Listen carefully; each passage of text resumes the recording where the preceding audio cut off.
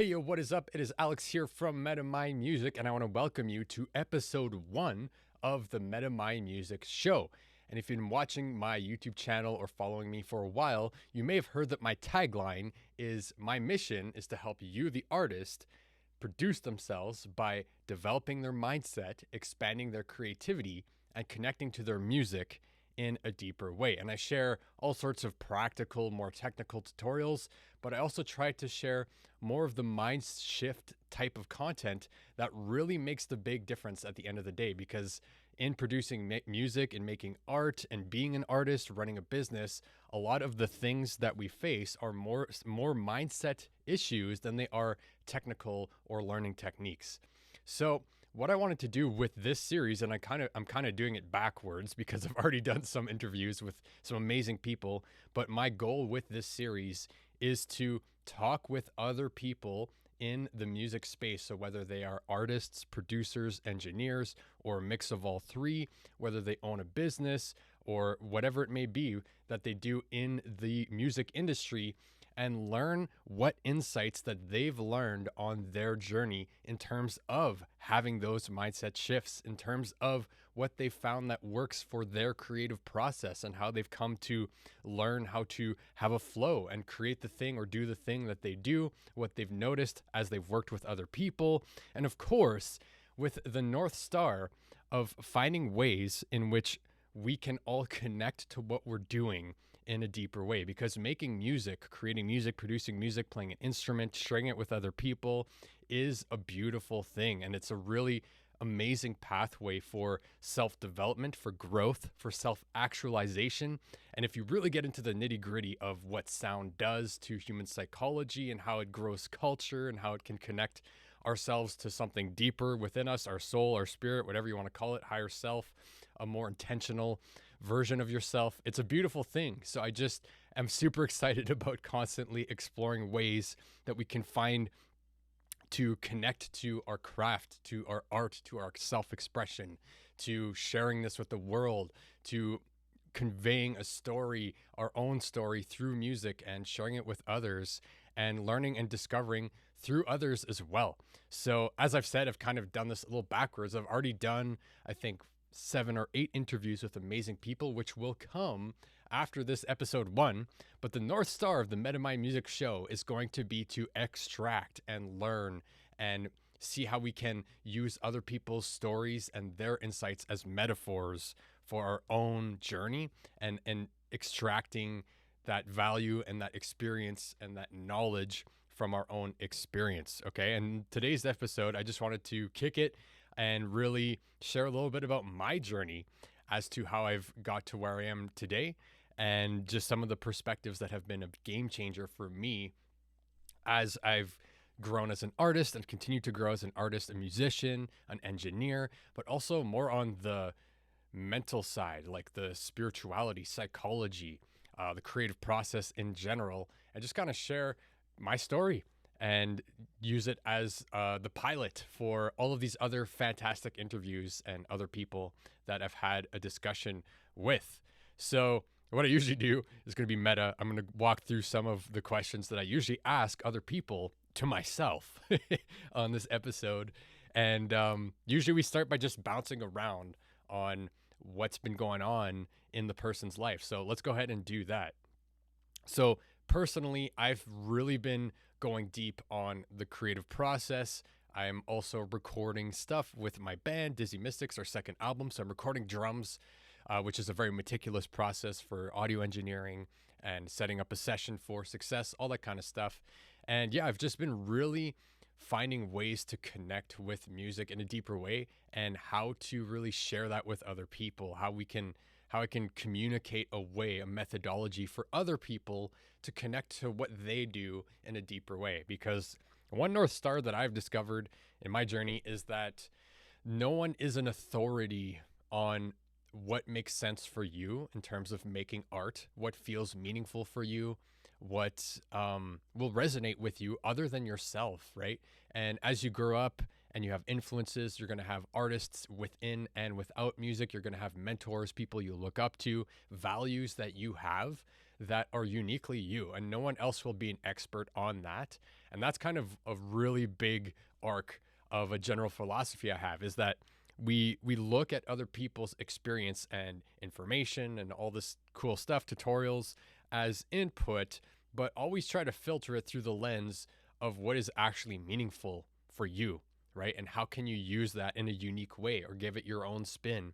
Because at the end of the day, that's kind of what art is all about, right? You take in all of this inspiration and all of these other different art forms and other amazing artists and perspectives and values and things that you dig, and like what's unique about you and your life and the things that you've loved your whole life, and that's going to be a unique combination of things that is only you, right? And there might be situations where you resonate with somebody at a deep level because you share a lot of those things, but again, there will be no one else who is the master or the authority on what makes sense for you, what's right for you and your art. So that's kind of a North Star for developing any kind of frameworks or process to help people finish more music, to develop a unique sound, to learn the ins and outs of mixing and mastering, whatever it may be, but always with the kind of North Star of creating your own process, taking this framework and shaping it, refining it into your own so that you can have your stamp on it, right? So that it becomes your framework, your methodology that's constantly evolving and growing over time. So that's kind of what I've been up to. And I'm also thinking about recording drums, which is a little bit more practical. I won't get into all the details of that. I have other videos on YouTube that talks about recording drums. But yeah, that's kind of what I've been thinking about a lot lately, as well as with this new year. I've been really trying to be intentional about like my identity, right? And like what values I stand for and what's important in life. Because as we set goals and we have ambitions, which are all great things, we want to make sure that it's aligned with where you actually want to go. Or even more importantly, it's aligned with what is actually important to you, right? Not what you think is important, not what you think a goal is, what you should have, but more so what actually resonates with you in your heart, what pulls you here. And following that first and foremost will make everything else, the technicalities, the strategy, the tactics, all that kind of stuff, a lot easier when you're aligned with kind of something that resonates at a deeper level. All right, so yeah, let's go ahead and talk about a story about me. How did I get into making music? So I'm just going to share with you my journey and kind of maybe show you some of the insights and unlocks I've had on mine. Hopefully it's useful to you as well.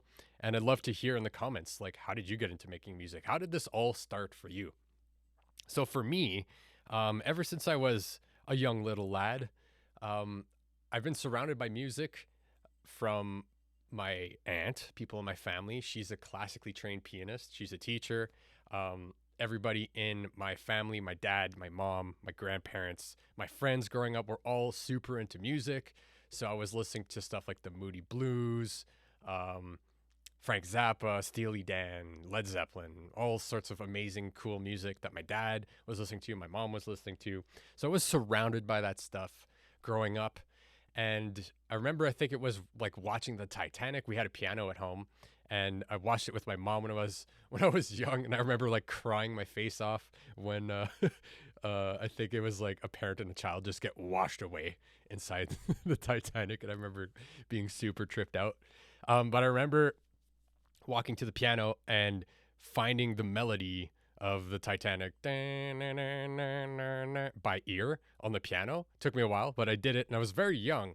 So I've always had an interest in creating stuff and making music. My dad's also an amazing artist. He's a sculptor, right? So it's a different medium, but I've always been surrounded by creativity and self-expression and discovering yourself through creation, which I think is definitely one of the highest forms of what we can do as humans. Is creativity's up there for sure. Anyway, so I was always attracted to making music and getting creative. You know, I'd always have like a favorite song at the time. I remember listening to Taxman by the Beatles. I love that tune. I remember the first time I heard Running with the Devil by Van Halen. I was like, whoa, what's going on with these heavy guitars? Spirits in a Material World by the Police. Like I always had like a distinct favorite song, and that song in particular has a really cool message. And yeah, and then over time, I dabbled in instruments, in school, played clarinet, which I don't know, like I would never read the music, I'd never do the homework, and I just try to memorize everything by ear. And then I would play along and I would do okay until the teacher would be like, well, can you start playing from here? And I'd be like, no, I have no idea how. That didn't stick though. And then in high school, I don't know, I took like piano lessons, I think in elementary school, didn't stick, didn't dig the piano teacher. It was like trying to read music and like play the scale and learn these how to read music. And I just wanted to play things and create stuff. So I would never resonated with that. Same with violin. I took some violin lessons. And again, it was so structured. It was like I was just a kid wanting to make music and express myself. And I just was not attracted to learning to read music. In hindsight, probably would have been a great skill to have, but at the time it didn't resonate. And I'd always been into music, but what really got me was I think in grade 10 or 9 or so, somewhere around there. I was at my friend's cabin for about a week in summertime, and he had been playing guitar for a while, taking lessons from his cousin. So he'd been playing guitar, and I was like, oh man, that's cool, but I never really thought about playing. And at this cabin, I took his guitar, and I think it was Nothing Else Matters by Metallica, which was the song he was learning. And I ended up just trying to learn it and learning how to play guitar at the same time and like trying to create a bar chord and all of this stuff.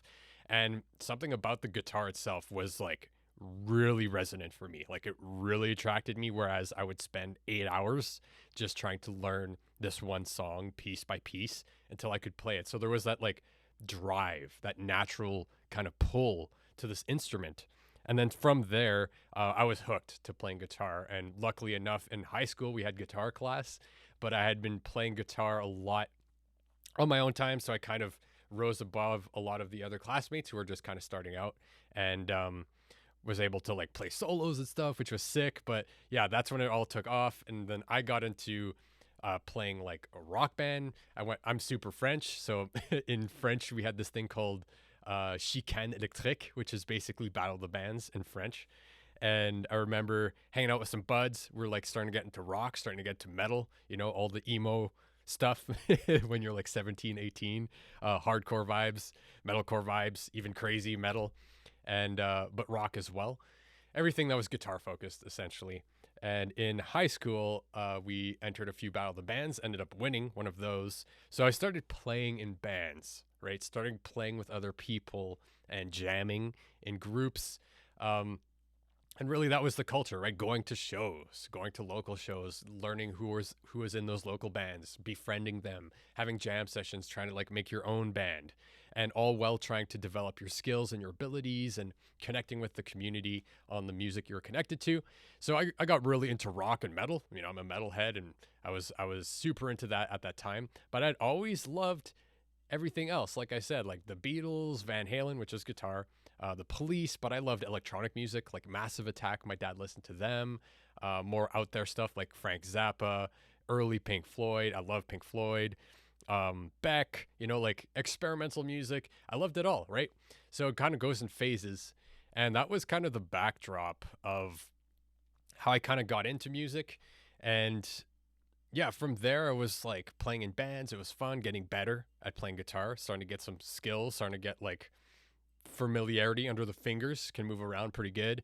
And I, at one point, wanted to start recording stuff, right? Like recording these ideas because some of my other friends were into recording.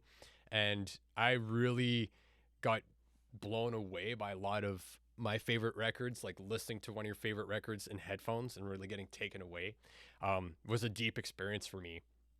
And I wanted to be able to recreate that with my own music.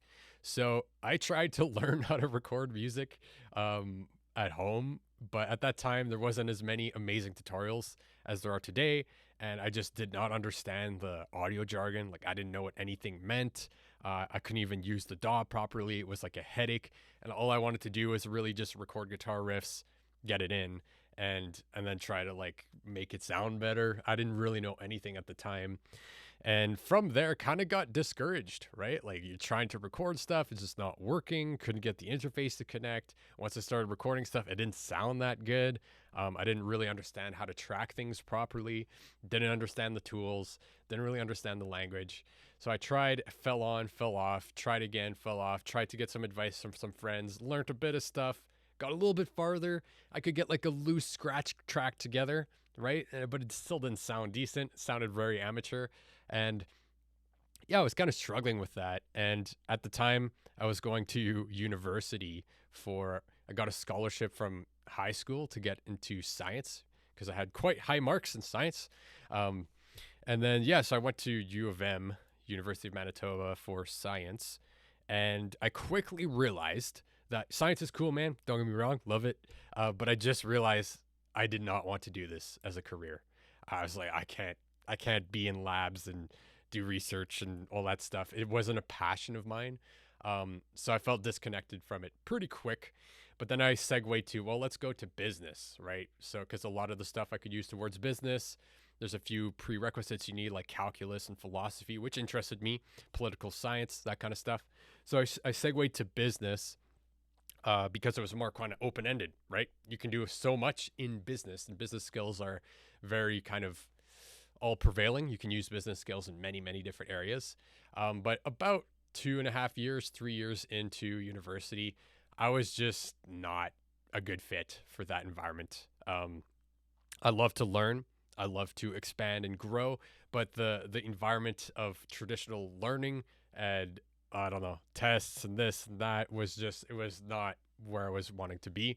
So at that time, I then decided to stop going to university and go to a post secondary school for audio engineering and audio production locally here. So I made the decision to be like, all right, I'm going to go all in on learning how to record and produce because I didn't feel skilled enough as a musician to go into composition and to apply for like going to music major because I didn't know how to read music. I didn't know any theory at all, barely. So I decided to go into the production route because I had a little bit of experience and I found like that was maybe more something that attracted me, like the tech side, understanding how to run a session, recording stuff, all that kind of good jazz. So I ended up going to audio school in 2012 and 2013, which was very intensive. It was like a 5 course university course load for about a year or so. And it was, yeah, it was pretty intensive. Like there was a lot of information, learning all the jargon, learning how to use Pro Tools, learning how to mic instruments, how all the different cables work and the different ends and bits, and like using sound for film, how to sync it with moving picture, how to record all sorts of different instruments, drum kits, saxophones, players, guitarists, how to manage a session, how to use digital instruments, synthesis, so all these different crazy kind of things. So it was awesome. And then from there, I had thought that I'd go into, maybe I'll work at a studio or maybe I can freelance my services, right? And in hindsight, I realized that it's not as that easy, right? Like going to school is useful. However, it's not a guarantee for a career path, right? So that was maybe one of the hindsight mistakes that I made on the journey, is that I didn't realize that there's still a lot that goes into building a career aside from just the knowledge of how to do things, right? There's the more business side of finding clients and like maybe working a studio. Well, which studio, right? And like, how do you connect with those people and get a position? All those kinds of things is something I didn't really realize at the time, which, it's all good. It's all part of the journey. But just in hindsight, I noticed those things. And yeah, and like, so from there, I started recording my own stuff a little bit more. I started recording other bands. I had a friend who worked out of a studio pretty much full time. And I rented the space from him for a few months at a time here and there and got some experience running a session, all that kind of stuff. But it never really got momentum, right? Like I never really got into a studio setting with a solid gig, right? It was always like one-offs, right? With my own stuff or someone else, or renting the studio for a bit, but then it was just for a bit and cool. So I got some experience starting to build a portfolio, all that got kind of good stuff. But all in all is like I was still working other jobs along the way. And over time, like it didn't really pan out the way that I hoped to. But what stuck for me, what always stuck around, was wanting to create music. So right now, if we fast forward a bit, like that has always stayed, like writing riffs, writing guitar stuff. Since then, I really got into Ableton, right? Ableton was a huge kind of milestone in my journey where it unlocked a whole other way to look at music. I'll talk about that a bit.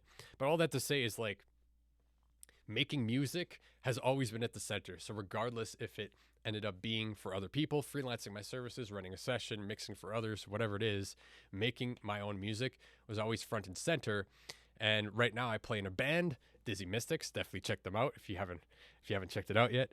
And my own solo stuff. And like that's kind of what's kept it alive and allowed me to continue to grow and expand techniques, expand my knowledge outside of the traditional learning.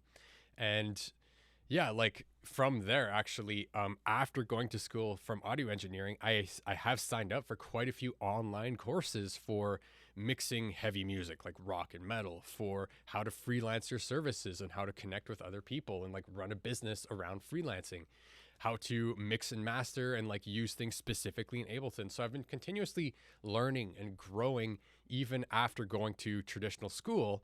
And I have to say, I've learned just as much, if not more, perhaps because of where I'm at in my personal journey, on my growth, or just a different format, right? And like, I really did learn a ton from online mentors and working directly with people online and stuff like that. So always expanding my knowledge and growing has been a huge part of the journey and continuing to make the music. Okay, so let's move on to the creative process itself. So as I've chatted with a few people, and this is funny because this is episode 1, and I've interviewed a bunch of people in the past that will be future episodes, but I've gotten some insights from talking to other people about their creative process. And it's so cool how everybody has like their own nooks and crannies of how they've worked out to make it work, right? Like I talked to Aaron in the future episode, which is funny. And he does a lot of the top line and general chord progressions outside of the DAW, right? He does it all on instruments, which is, I resonate with that because I come from a background of playing instruments before getting into production. But other people I've talked to, they do everything inside the DAW because that's kind of how they've learned to interface with music. And that's part of their creative process. And I find it so cool how everybody plays to their strengths without necessarily intentionally thinking about it, whereas they just do what they know and they use what they know to create music in a way that makes sense for them. And at a certain point, I was kind of struggling with the creative process. I would always like start projects and never finish them, or kind of just get bored with songs and kind of be chaotic in my approach and just like go with the ebbs and flows of my motivation. And it wasn't really working out. Like I wasn't really getting the results that I wanted. And I felt like, okay, there's something wrong here, right? And I always thought it was me not being good enough. Maybe I'm not built for this. Like all those limiting beliefs and self-doubt come up. But over time, I've started to realize that the creative process itself is kind of a universal principle. Like there's a lot of commonalities in the creative process. Even when you talk to other people, there's infinite ways of varying how you do it and like what you do. But like the general approach from your first ideas to getting like a rough sketch together to then identifying like what are the best ideas, maybe removing the ones that don't fit, expanding on those ideas, developing them, and then refining it, polishing it, editing it, being meticulous with it. And then just, again, refining and purifying it until it gets to a state where you feel like it resonates the purpose of what you had in the first place, right? The vision you had in the first place. And in that process, right, even though like an EDM house producer will do it very differently than a singer-songwriter on an acoustic guitar or like a rock band or something, the stages of progression I've started to notice have distinct phases, right? And I was really late to the game in discovering that. It was really a mind blower for me.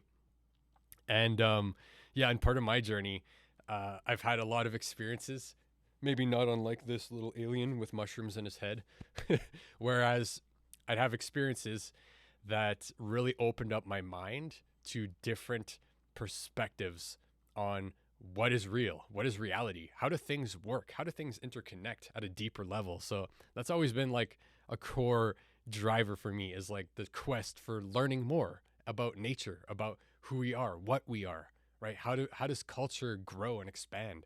How do things come into creation? Like how is that even possible? And really being curious about it. And in really being curious about those things and looking at it from not only music, I love music and it's a huge part of what I love, but even like filmmaking or sculpture, like my dad, or in architecture and designing a building, right? Or designing culture, right? Like a movement. How does that happen? And you will usually see that there are distinct phases of the creative process. They're iterating something from the very beginning all the way to something where it's a more completed thing. And that's been a huge part of my journey. It's a huge part of what I do on MetaMind Music. So if you're into that stuff, definitely subscribe, stick around, all that good stuff. But I've been kind of on this quest to constantly learn and grow and expand and develop my understanding about the creative process. And I don't think there's an end to it. There's never going to be something where you're like, this is exactly what it is. But as you grow, you start to realize there are useful things that you can kind of deduct from learning from other people and different mediums and bring it all together. And what does that all mean? So for me, my creative process has been one from going from complete chaos to no intentionality to one with a lot of intentionality. Whereas I have this approach, the 7-step framework that I teach to my students and I use myself with my music that really walks through the major stages that I've identified, and I'm constantly iterating on it and expanding it and seeing how it can grow to adapt to new discoveries and new things that I discover. And that's a huge thing for me because I feel like anything involving creativity and art and music in general is a lifelong process of expansion and growth. There's no end destination, right? And that's a beautiful thing about it. So even though we build structures and we build useful tips and tricks, we have to be open to it changing and adapting and fitting different circumstances, all those cool things. So that's a little bit of the creative process. If you want to learn more about the creative process that I'm talking about and some of the discoveries that I've learned, go to metamindmusic.com/workflow and you can download a free Notion template with kind of the main phases of the process I've identified and a system that helps you like keep track of all your ideas and move them forward in time, all that good stuff. So definitely go ahead and download that if you're interested.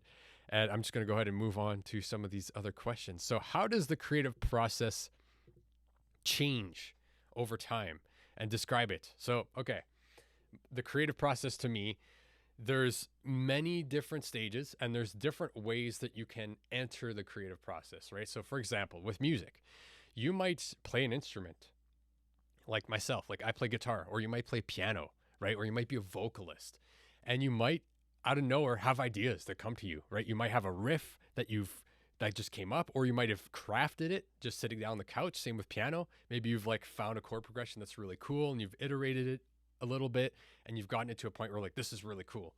I want to remember this. Or maybe you're beatboxing and you got a beat idea or a groove idea. So in those moments, like the kind of vision and the ideation and the idea of refining it to something that you're like, I like this, like I want to work on this some more, happened all at the same time outside of the DAW. Okay. So I would say that that's like 3 phases happened really quick at the same time.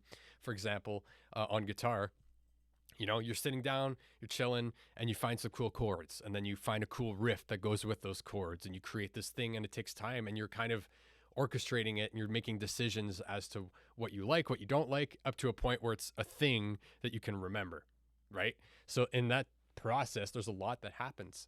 So that's one way to enter the process, whereas you already have an existing idea with a coupled vision and some sort of already iterated idea. That's something that you know is something that you've worked on, or that you know you want to kind of work on some more later. Another way to enter the creative process is completely blank, right? Just open your DAW and start from there. So that's one thing to keep in mind with the creative process, is that there's no defined thing that's like you must start here and you must end up here. It's definitely not that. It's more like, as there's these phases that you can enter in many different ways, but over time they will progress towards the end phases, right? So the way I describe the creative process is in 7 steps. And I got this directly from this thing called alchemy. Okay, so I read this book called The Hermetic Principles of the Emerald Tablets, something crazy like that. And there's some really deep foundational truths in that book. So if you're into more esoteric, more just like philosophy and like seeing how you can look at the world in different ways and like find some universal truths that aren't necessarily tied to dogma, aren't tied to stories, but are just like observation, I would highly encourage you to check that out. And in that, what's called the Kabbalion, this book, there's 7 universal laws, as they say it, right? And it's like the principle of vibration, right? Of mentality, of correspondence, polarity, rhythm, cause and effect, gender, right? And these are all observable truths that you can see in nature that science is proving now, like that everything in our world is vibratory by nature, and that everything that we experience as reality in our world is from our minds, right? You can't tell me that anything you perceive or experience is outside of your mind, right? So that's like a foundational truth.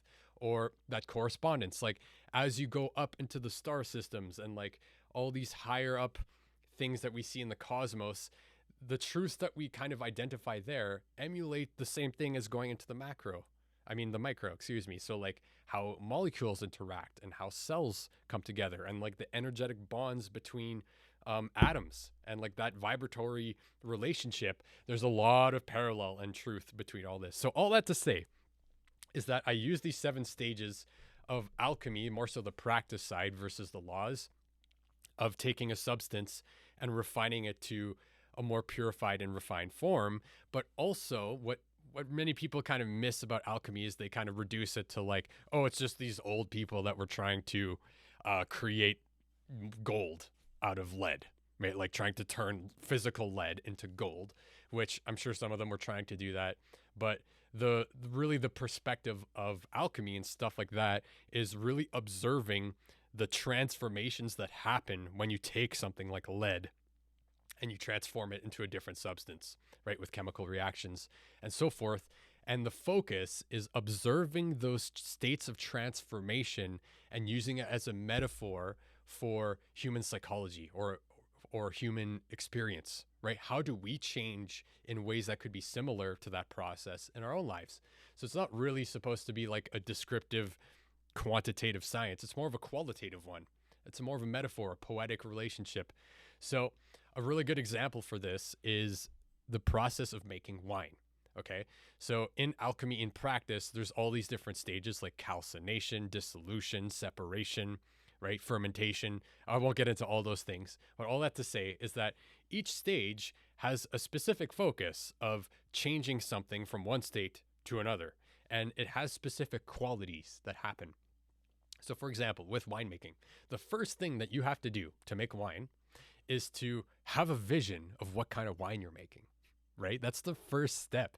And the vision might come to you as you're doing other steps of the process. But within any step that you do, there will have to be a vision of what kind of wine you're making, right? Is it white wine? Is it red wine? Is it like some crazy experimental sparkling wine? Whatever it is, right? And what kind of grapes you're going to use, right? All those kind of a vision of where you're going is very essential to what you're doing. And like the idea of calcination or whatever you want to call it in the creative process is it's actually a limiting thing. Having a vision is a limitation, right? Because it adds boundaries to what it is that you're creating. Because if you have anything in the world, well, you can do anything in the world. But as soon as you have a vision, now there's things that will fit that vision and there's things that won't fit that vision. And that kind of polarity is actually useful because it creates a context for us to have limitation, to have meaning in our choices. Because the creative process, if you really think about it, is just a series of decisions that we have to make. And having a vision or a limitation about what we're creating is very useful and very powerful to actually move forward.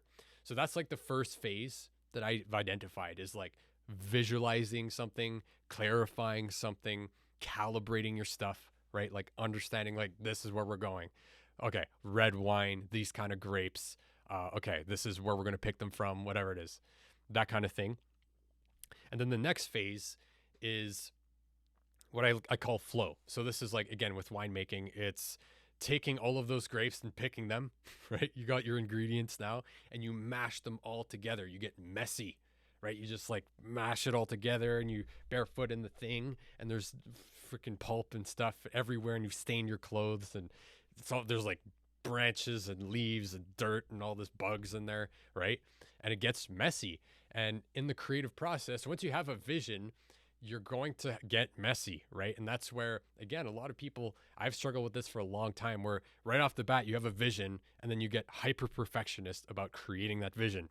And you're like, everything has to be perfect to hit that vision. That's not how creativity works, right? It's more so like you have a vision, which is a direction, which is great. And now it gives you the space to get messy, like try things, break things, see what happens, like compare things and whatever, get into flow state, see what comes out, and don't judge. Like, you're not trying to make something perfect when you're mashing your grapes, right? All you're doing is mashing everything together and seeing what happens. It's more of an experiment. It's more of a free flowing exploration, right? It's getting that childlike play back in there.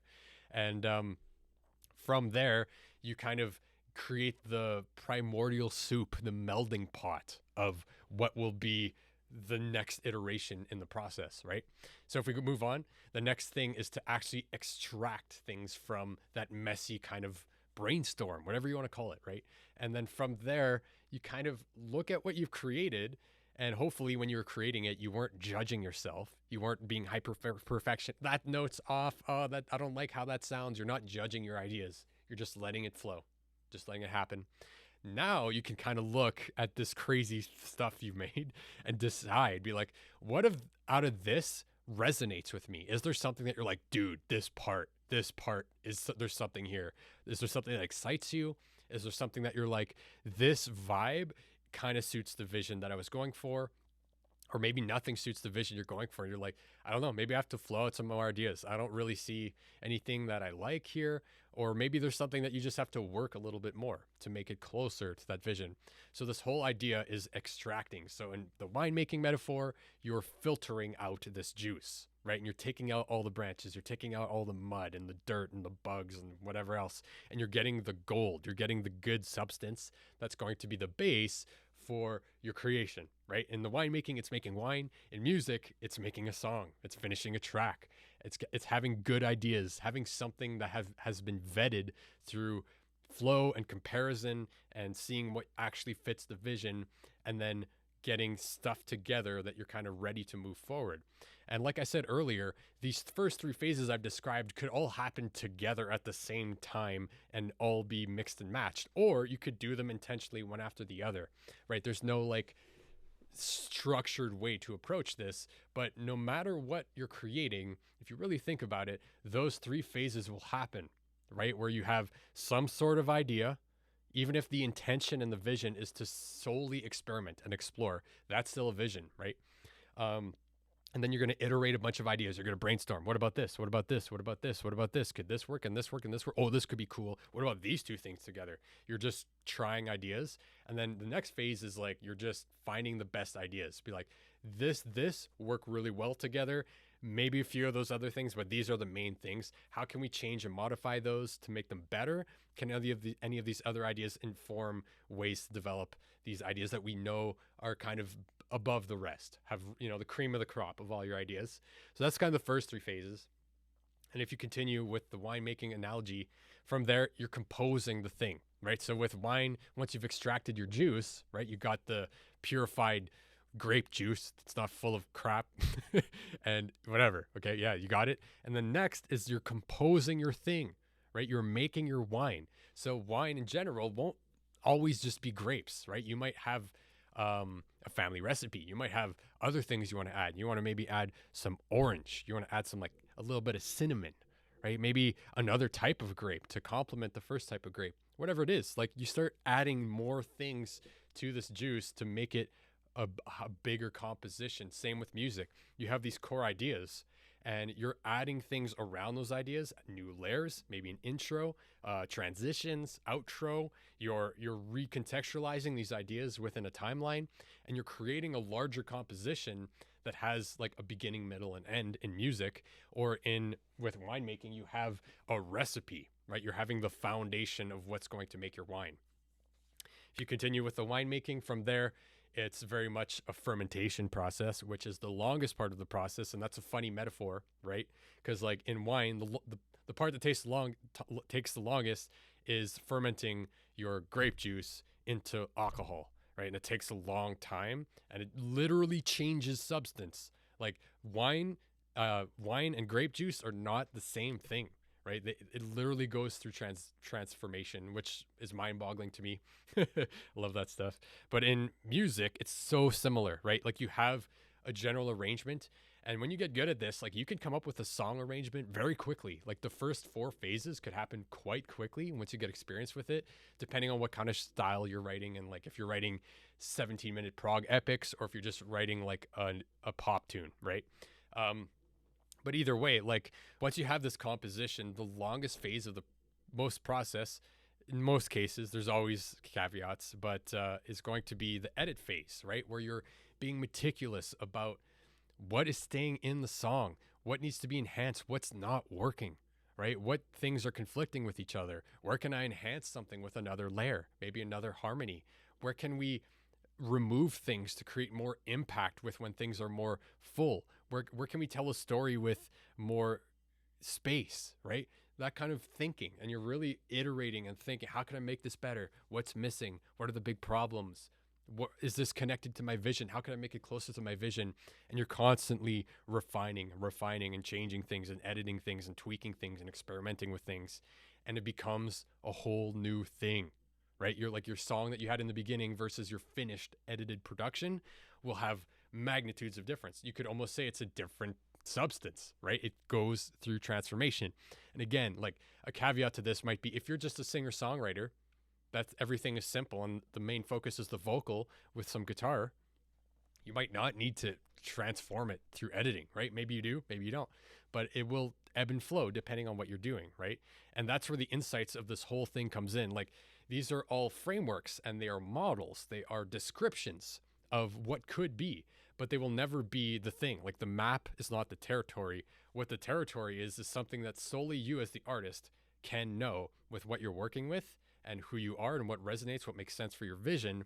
And that's what the whole North Star of this thing, again, is to make sure that this process serves what you do and helps you make discoveries about your own process and how it works for you.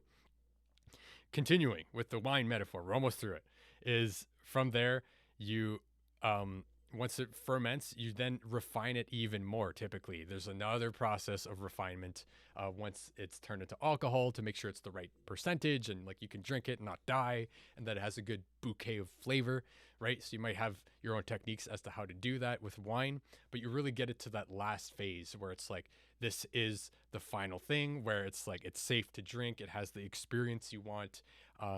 It has the flavors you want, all that good stuff. Same with music. Exact same thing. It's like once you have your edited, finished production, you get onto the mixing phase. And it's a careful, subtle refinement process to make it really jump out of the speakers and really enhance the story that you're telling that you have with your production with techniques that you develop, right? And like removing problems and accentuating the gold in what you have. And then finally, the mastering phase is similar to like wine, where you're getting it into a bottle, you're getting it into a vessel where somebody else can experience it, right? So I can give you a bottle of wine. I can't just give you wine with my hands. And you're also standardizing it so that if you're like have a massive wine business or whatever, that anyone who buys your wine, a specific type of wine, will have the same experience of that wine, no matter where they are. If they're at a restaurant, if they're buying it at a liquor store, if it's a friend giving it to a friend, whatever it is, they're going to have a good experience that represents the vision that you had in the first place. And it's the same thing with the mastering. That's kind of how I see it. And there's a lot to mastering. There's a lot of technical details and experience. And I'm not a pro mastering engineer by any means, but for me, it's almost congealing, coagulating your music into a form where no matter where somebody's listening to it, whether it's like your phone, your earbuds, your monitors, your home stereo system, in your car, a Bluetooth speaker, that they will get an experience that represents what the song is, right? That they will have an emotional experience through the music, and that no matter where it is, the experience is going to be top notch. Okay, so that's kind of like my like that was kind of a long tangent, but a huge metaphor between like alchemy and studying universal principles that we see in this world around us, and looking at sculpture, looking at designing architecture, looking at creating music, right? Looking at painting a picture, looking at how we grow and develop over time, right? As adults, as humans, and we go through phases of development in our life, and seeing how we can find the metaphors that are meaningful to us and apply them in our creative process, because that's a lot of what art is about. It's really just taking the things that you notice are similar and connecting them in new ways that make sense to you and your own personal experience. And that's really the gold, because no one else can do that, right? That's uniquely you. So that's my kind of thing about the creative process. And how does it change? It endlessly changes. There's no defined structure that will explain all things within the creative process, but that's part of the beauty, isn't it? So I'm going to ask myself this question: what does art mean to you? That's what I usually ask my guests. And for me, let me just take a sip of coffee. What does art mean to you? Well, I'd love to hear in the comments down below as well. What does art mean to you? So for me, I'm going to go super into the deep end, because that's where I like to live. And art to me, aside from being able to create the thing and share it with other people, and it's a beautiful thing in itself, like being able to create something that you feel is expressing something meaningful to you, and share it with other people that perceive the same experience and see value in what you've created, is so beautiful to me. But at a deeper level, I really think of art as a careful process of refining and shaping something that is part of yourself. Because if we think about music, if we think about any art form, but let's focus on music because this channel is about music, right? Do you think about music, like you're literally shaping and refining frequencies, sounds, right? All different parts of the spectrum that you keep refining until it gets to a point where you're stoked, right? It does something to you, right? You feel like it expresses something, it makes you want to move, it has emotional pull, it has impact.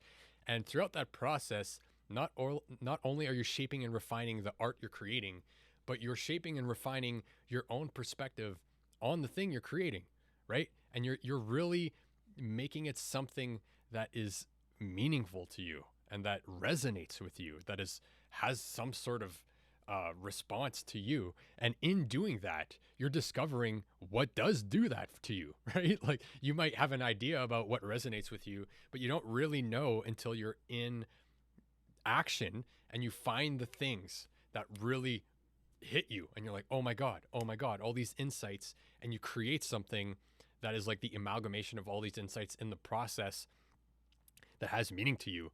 And you've discovered parts of yourself that resonate with you in the process. So all in all, what I feel art is to me is a way for self actualization.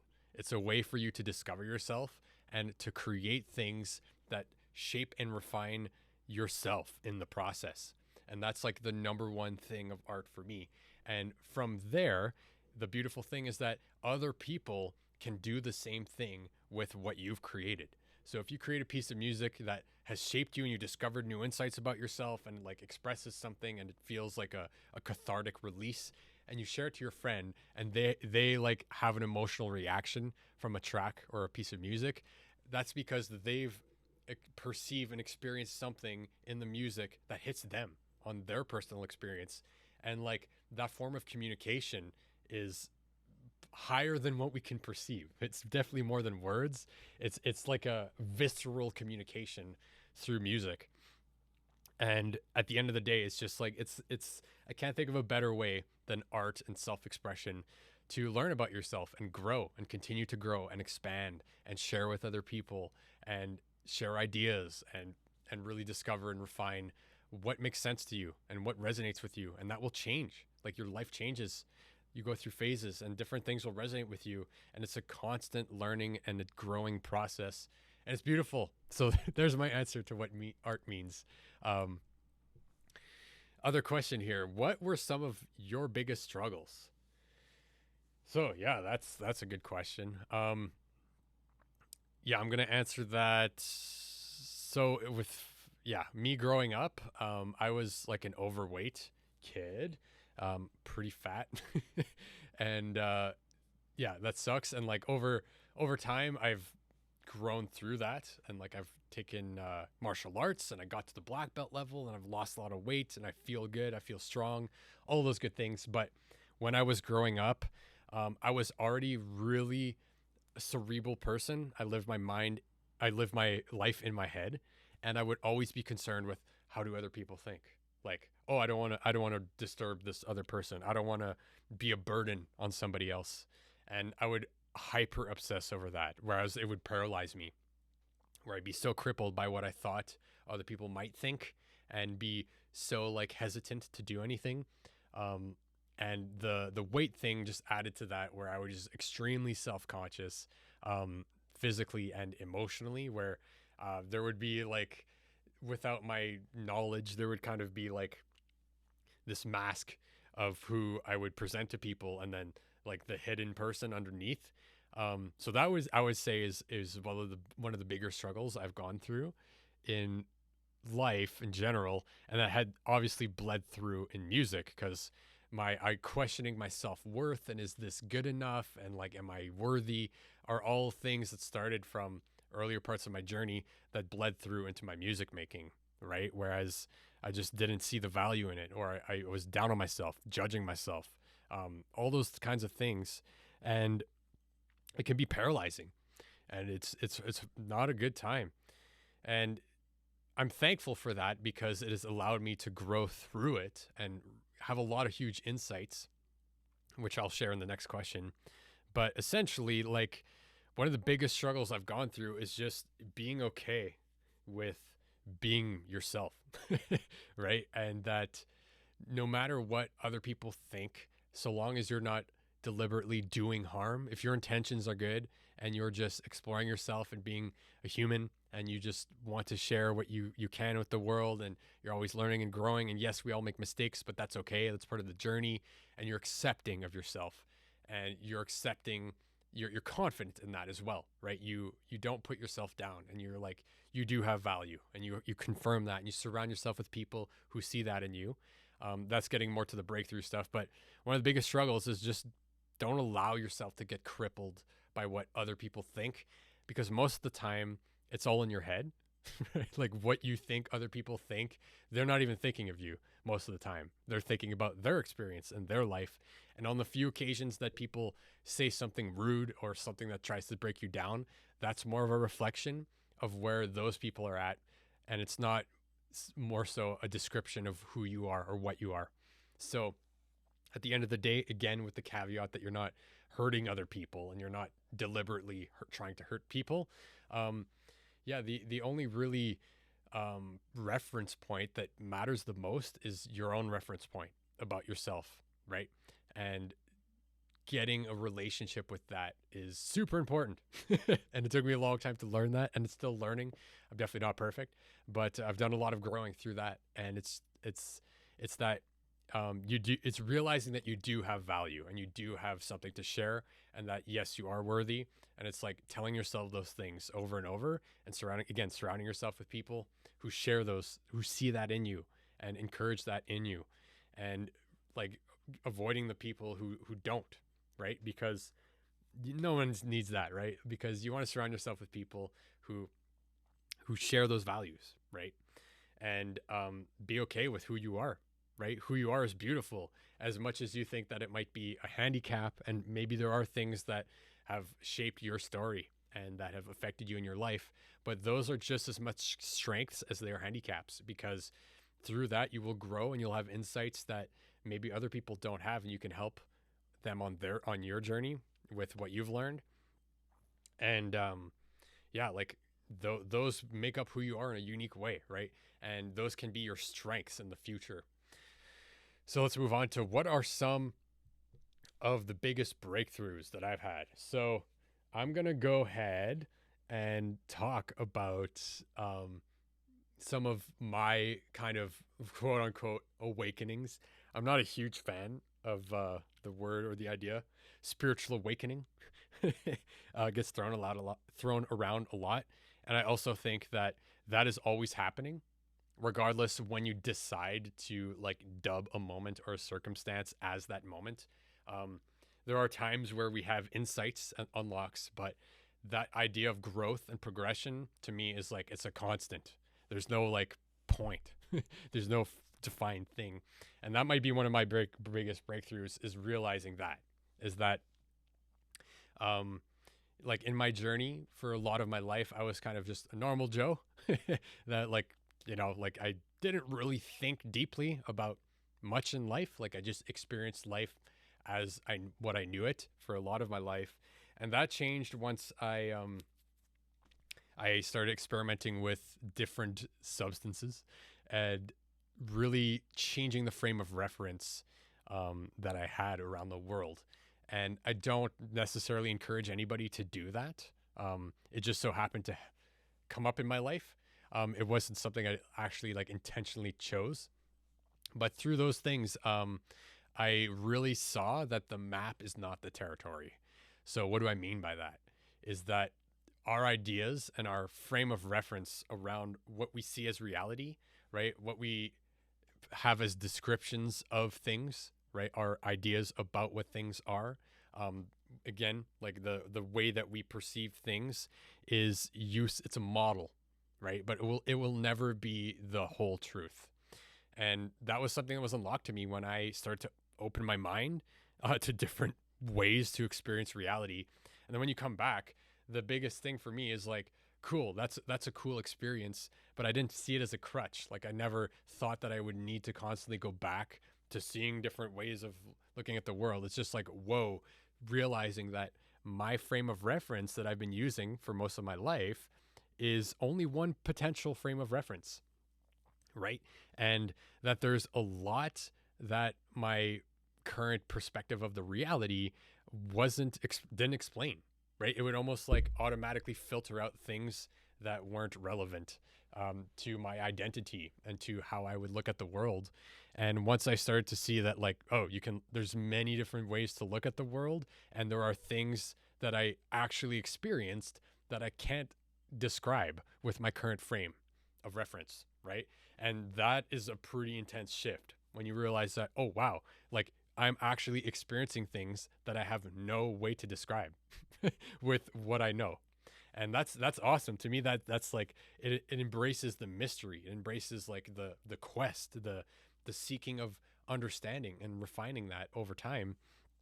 And so that was one of my biggest breakthroughs. And to again zero in on the map is not the territory, is that as you learn and you grow and you get models of what the world is to yourself, and you start to resonate with what feels like truth to you. Like for me, resonating with nature and that there is like an all prevailing spirit in all things, in ourselves, and what connects us to other people and what connects us to nature.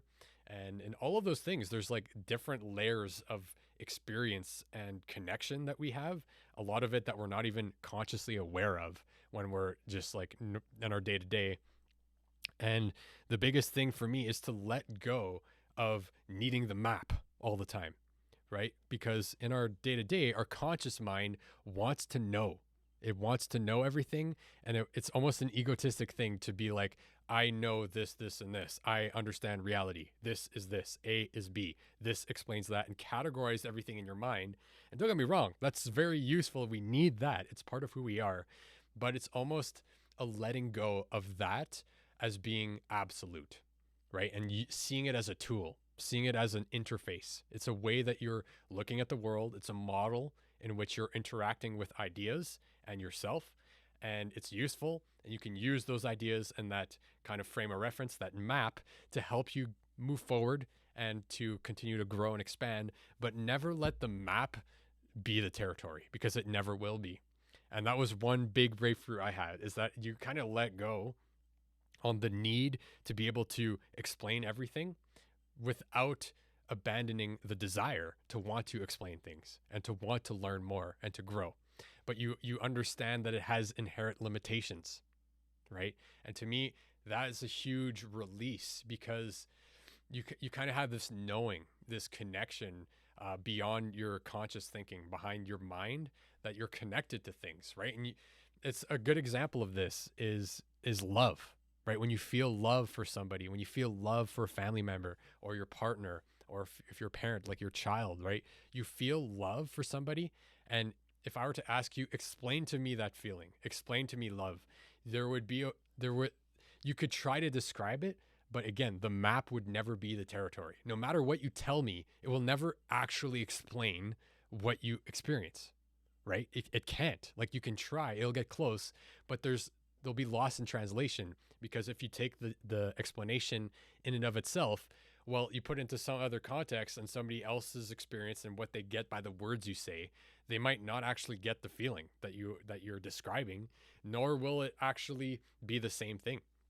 So understanding that, to me, is key, and that's like a huge thing in my life, is whereas you realize the limitation of thought, you realize the limitation of categorization and filtration and perspectives and frames of reference, but you still use them and you still actively seek them out. You're still curious about the mystery, but you realize that you don't lock on to anything, because when you lock on to something, that's when an identity gets formed around that. And that's when there's something that can be destroyed, right? Like if ever I'm sure you've met somebody where like they're pretty narcissistic or egotistical, whereas they're very solidified with their identity of who they are, and whatever, like their self-identity in their mind. And you can tell that whenever they feel threatened in terms of intelligence or in terms of status or positioning, that they will have behaviors that they will do to defend that perceived threat in their mind, which is all illusion, by the way. And I'm just saying that I think there's like this good quote in martial arts, like, whereas for something to be hurt, for somebody to hurt you, there has to be somebody to hurt, right? And if you can, I'm not saying to be absolutely selfless and not have an identity. We all have an identity, but it's to just let go of the attachment a little bit. Like, yes, we have identities and we have who we think we are, and that's part of who we are, right? Like you can't completely dissolve that, but to just realize that it's like, that's not all of who you are, right? You have way deeper aspects of who you are that identity can't even conceive of. And the more you kind of just detach from that attachment, right, to that identity, the less and less you're going to feel hurt by somebody attacking that identity, right? Or your own perspective on what you think is good or bad based on that identity. You can just kind of let go of that, right? And that's, at least on my journey, something that's been invaluable time and time again, because if you get into a circumstance where somebody's like losing it, or somebody's trying to attack you, or like I mean more emotionally, not physically. Like if someone's attacking you, you can defend yourself, but more so psychologically, right? Or even in your own path, like as to what you find meaningful, right? If you remove the filter of like who you think you are, and you try to connect to something deeper than that, you get to something way deeper than what you think is meaningful to you, right? Than what you think is good and bad, because a lot of that is program based, and programs, we didn't write all the programs that we run. Won't get into that with education and culture and program, all that kind of stuff. Won't get into that. All that to say is that we all grew up through something, and there's going to be programs that we're running through our childhood, how we were brought up, our schooling system, our personal experiences, that those programs run as like a defense mechanism and an automatic thing. And all that to say is that we didn't create all of those programs. So that like identity in our minds isn't a complete creation of our own. It's like we have influence over it, but it's something that is part of us, right? But it isn't what you are. That's the key, is that identity itself isn't a descriptor of what you are. What you are can't have a description. And that's the paradox, right? And it's almost more of a emotional, visceral connection to that idea, right? It's not an idea of like, oh yeah, I have no identity, and yeah, I'm ethereal, whatever you want to call it. It's more like a knowing that it's like, I'm not going to attach myself to identities beyond the tool. And like, obviously that's not going to happen all the time. Like we're human after all, but that perspective at the end of the day has been one of my biggest breakthroughs, because it's allowed me to just be totally calm in the face of situations that happen and to persevere on things that are meaningful and to prioritize things that are meaningful and to let go of things that aren't actually important in life and to make those decisions from a place that isn't a boxed in identity is so freeing, right? And it's so much more of a deep connection to what you do in your day to day. Yeah, so that's what we run in here. We got some hour time. Yeah, that's kind of the questions I've been asking a lot of my guests on the show. And again, like the North Star for me for this is just to just connect with more people that are doing amazing things in the music space and talk to them about their journey, their story, and just like see it as a metaphor, see it as yourself in a different circumstance and like see what is relevant for you and what metaphors we can extract and continue to grow and expand together on this journey. So that's kind of what I was thinking for this series. And yeah, let me know what kind of people would you like me to interview. I've got people who are producers. I've got somebody who's like a business owner for 10 years online teaching mixing and mastering. That was awesome. I've got some friends that are musicians that I've had on the show. If there's anybody that you think would be awesome to talk to, let me know. And yeah, I'd love to hear your thoughts on what you think about this whole adventure, this whole excursion. And what I do before I wrap things up, usually with my guests, and I may or may not have ripped this up from Tim Ferriss, so props to Tim Ferriss, thanks for this idea, is these rapid fire questions where I just go through these questions to get, just have some fun and see what people say with these questions and a more so rapid thing. So we're not trying to think about it too hard. So I'm going to run through these and then I'm going to wrap it up. All right. So let's do it. So question number 1 is, what would you say is the song or artist you've shared most with other people? That's a really good question. So many amazing artists, but I'm just going to go from memory. So number 1 is this amazing guy called Jordan Rakai, but I like to say Jordan Reike, although I think it's Rakai. And he's like this amazing vocalist, jazz, soul, just vibes. And I discovered him with his first album, Cloak. So recommend that. Go listen to that album. I don't know what it is. He just got me right in the heart. So he's amazing. I love all of his work, and I've recommended him to a ton of people. Another artist that I recommend a ton is Flying Lotus. Back in the day when he was just coming up, like it was so mind-blowing to me and like revolutionary. And not to say that he isn't still now, but he's just a little bit more well-known. So if you haven't checked out Flying Lotus, go check it out. Listen to Cosmogramma. That album is a mind blower. And another song or artist that I've recommended most. It's a good question. I'm going to go ahead and say Disaster Piece. So Disaster Piece is this gentleman that does a lot of, he has like a bunch of solo releases and he does a lot of chiptune, which is basically like SNES style music, Super Nintendo stuff. And yeah, like some of the music from that age of gaming is amazing, like just the compositions and everything. And I have just this nostalgic pull for that soundscape. Anyway, so he has some of that kind of music in his own solo stuff, but he has all sorts of amazing stuff. And he does soundtracks for video games. He did Hyper Light Drifter. He did Fez. He's done a bunch of Netflix show soundtracks. And yeah, I don't know what it is. He has like that kind of prog rocker soul with his songwriting. But he also has this kind of like impressionistic stylistic piano where it's like not necessarily classical like keys and resolutions, normal cadences. It's more like just whatever textures kind of invoke an emotion. And yeah, just some of his stuff, it just gets me right in the heart. So definitely check out Disaster Piece. If you want a crazy prog rock chiptune adventure, listen to Rise of the Obsidian Interstellar. And if you want something more just chill, check out his Disasters for Piano. I think it's more of this piano thing. So there's my long answer to a short question. What are 1 to 3 books that have greatly influenced your life?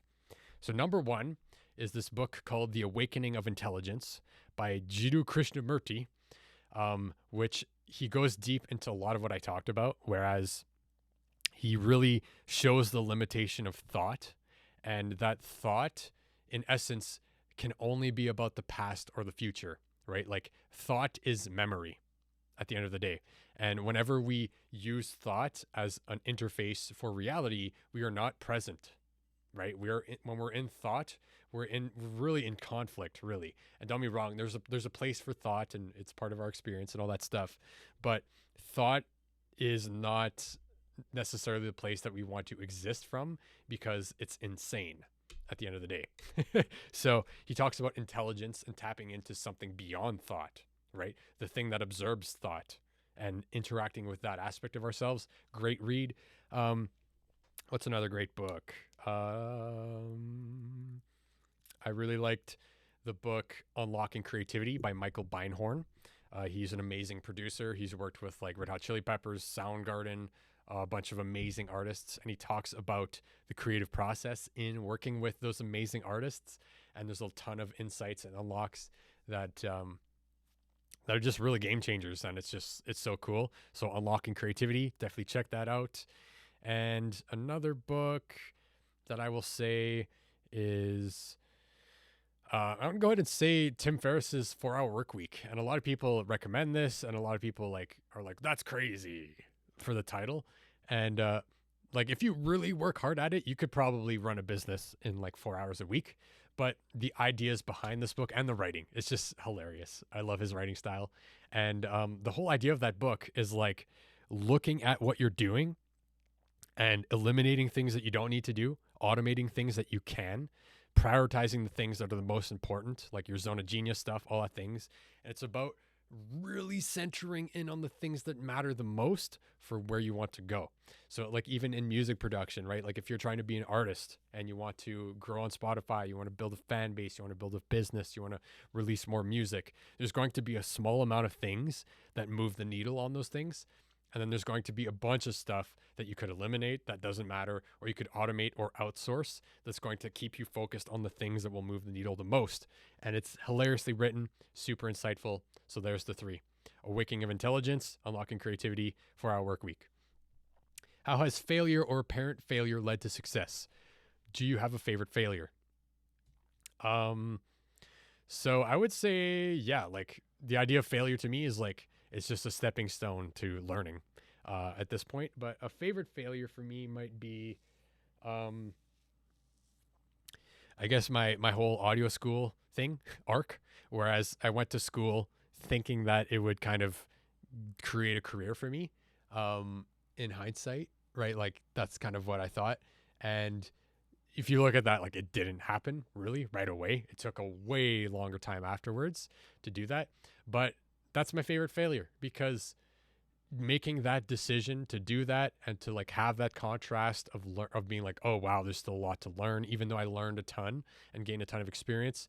Like without that, I probably wouldn't have gotten all the insights about the creative process and like awareness and spirituality around sound and the weird combination that I have of like that perspective. So yeah, that's my favorite failure, because without it, probably wouldn't have gotten to the point where I made those connections.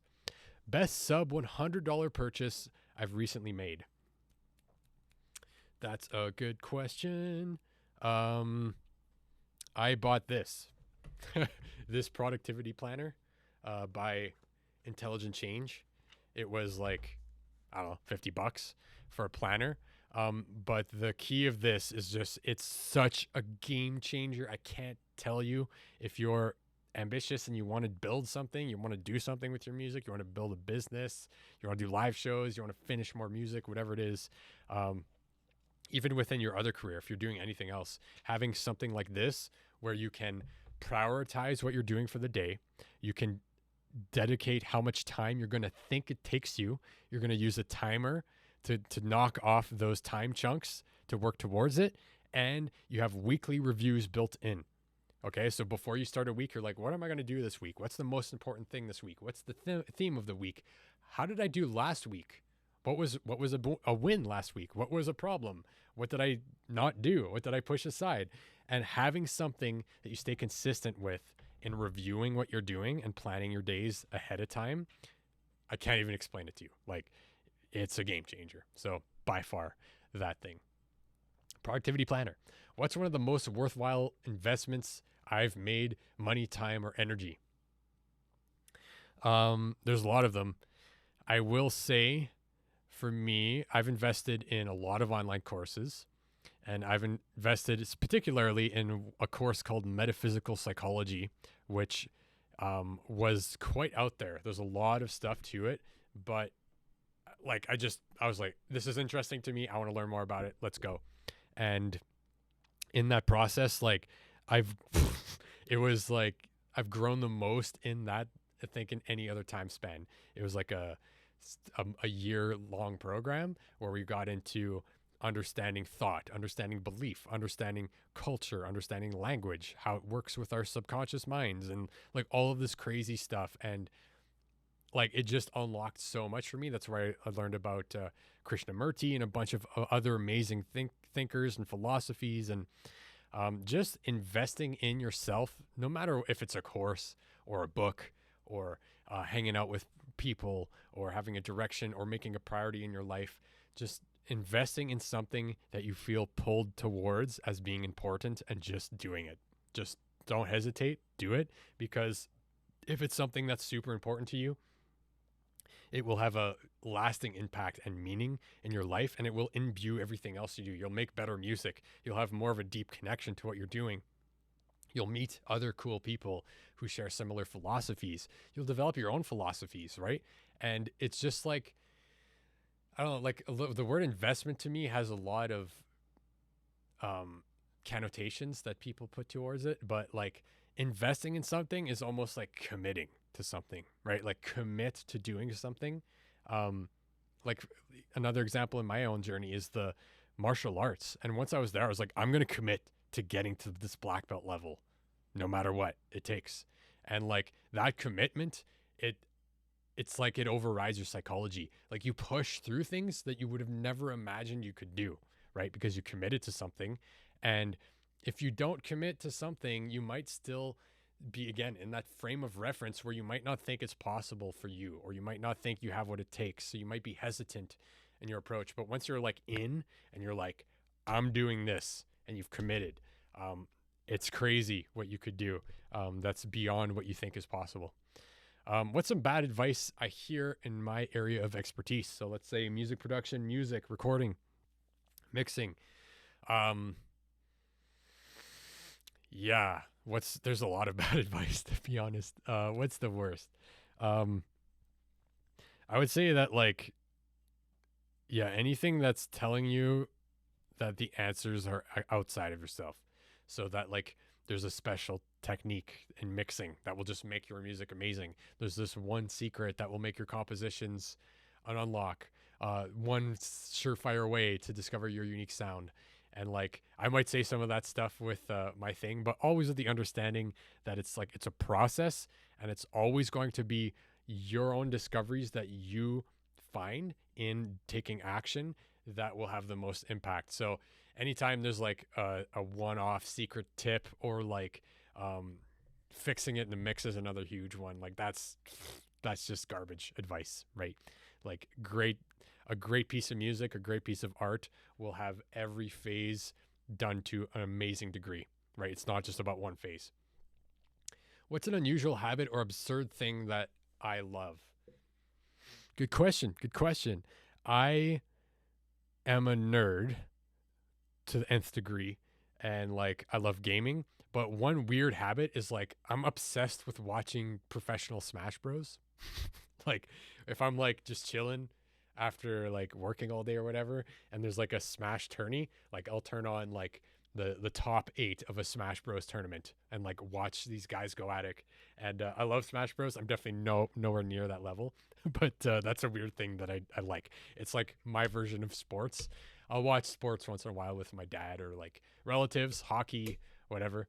But yeah, that's a weird habit I have. If you feel overwhelmed or unfocused, what do you do? What questions you ask yourself?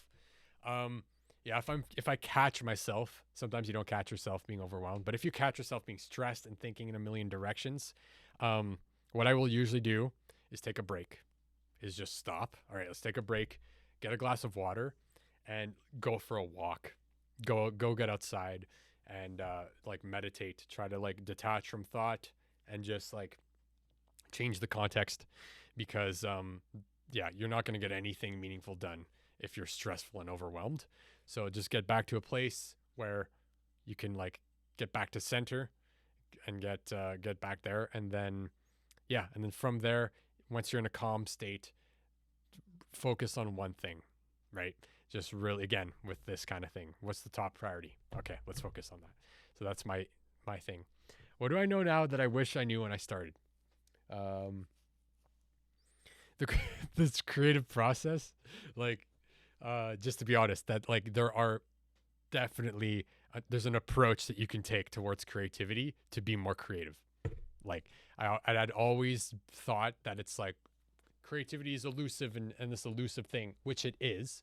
Like you know, you can't define creativity, but there's definitely ways you can approach being creative that will help you be more creative.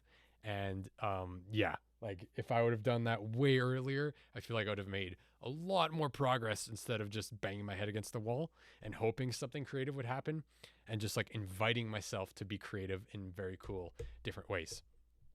Top 3 desert island albums. Oh, now that I read this out loud, this is such an asshole question because this is very difficult. Um, oh man, desert island albums. I would probably need a variety of music to not go insane. Um, I would probably say, oh, it's so hard. I would need something chill. So I'd probably say that album I said, Jordan Rakai Cloak, because there's like, it's chill, it's heartfelt, but there's some interest too. There's some jazzy stuff. There's some like flary fun stuff. So that's cool. I'd probably need something intense to like keep me driven through living on a desert island. So I'm gonna go ahead and say um, Ghost Reveries by Opeth, which is like a pretty intense metal album. Fun fact that my partner has that tattooed on her back, which is very attractive. But that's a great album. Yeah, it's pretty intense. But like, yo, if you're living on an island and you're surviving, I might want to rip some Opeth when I gotta go hunt or if I gotta chop down a tree to not die. So there's another one that's a great album. And third album, I'm gonna go with yeah, probably something from a little farther back, something less modern. Um, I'm a huge fan of like late 70s jazz rock. So I might go with, um, let's say, oh, this is so hard. I despise this question now. Um,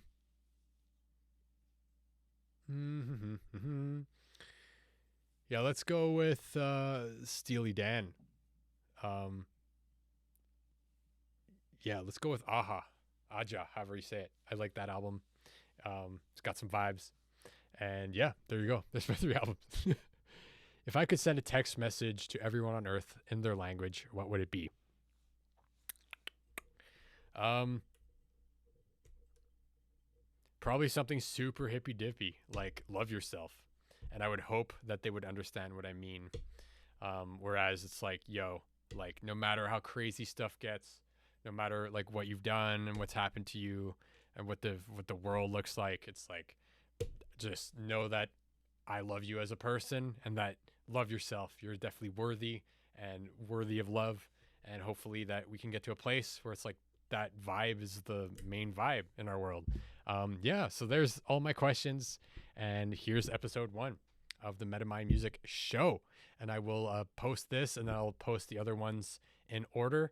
Although I recorded those episodes in the past, but they're coming out in the future. So super trippy. Again, thank you so much if you've stuck around and listened this whole time.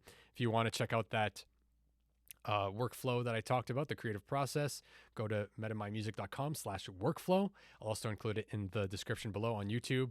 If you also want to learn more about the creative process and how to develop it and master your own creative process, with a lot of the stuff we mentioned in this episode, with like discovering your own insights and seeing your strengths, seeing the holes of what you're doing. I'll also invite you to check out this masterclass I created. I've jam-packed it as much as I could, full of insights and actionable stuff that you can use. So I put a ton of work into it. I hope that it's valuable to you. So if you want to check that out, go to metamindmusic.com/masterclass and you can watch it there. I'll also include it in the description below. And with that said, thank you so much for hanging out with me. I'm looking forward to continuing this series, and we'll talk to you in the next episode. All right. Love and light. We'll talk to you later.